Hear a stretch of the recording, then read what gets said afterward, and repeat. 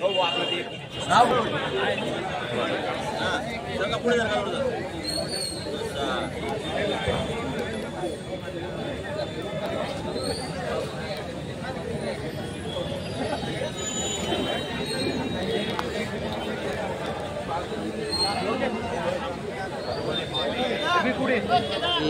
मित्र परिवारातर्फे दिवाळीनिमित्त स्नेह मिलनाचं आयोजन या ठिकाणी करण्यात आलेलं आहे आणि आपल्या जे जुने सवंगडी आहेत त्यांच्यासोबत आपण फराळ केला आहे, काय सांगाल?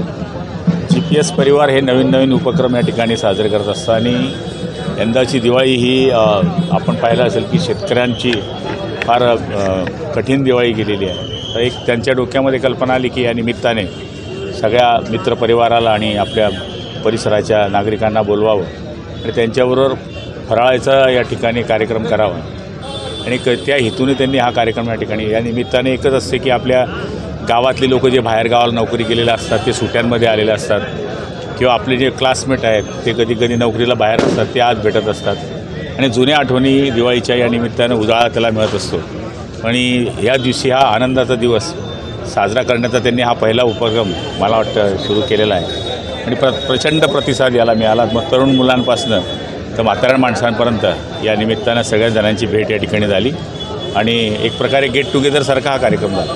आपल्या काही दिवाळीतल्या आठवणी काय सांगाल? पूर्वीची दिवाळी ना आता बदललेली दिवाळी काय सांगाल? पूर्वीची दिवाळी वेगळी होती. पूर्वीच्या दिवाळीमध्ये श्रीमंत माणसाकडे फटाके फुटले का जे उरलेले फटाके आहेत ते वेचून आणायचो आम्ही.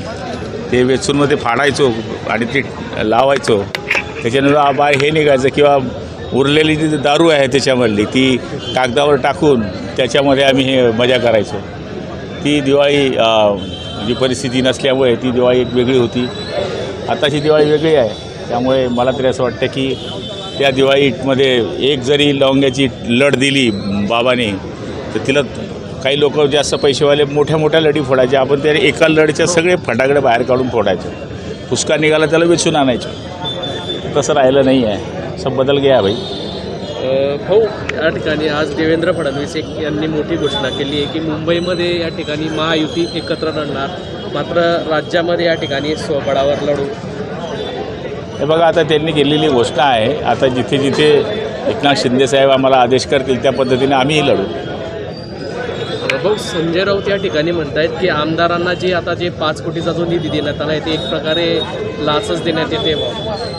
कुठेच निधी मिळालेला नाही अजून. आता आमदार फंड मिळणं काही लाच थोडी असते.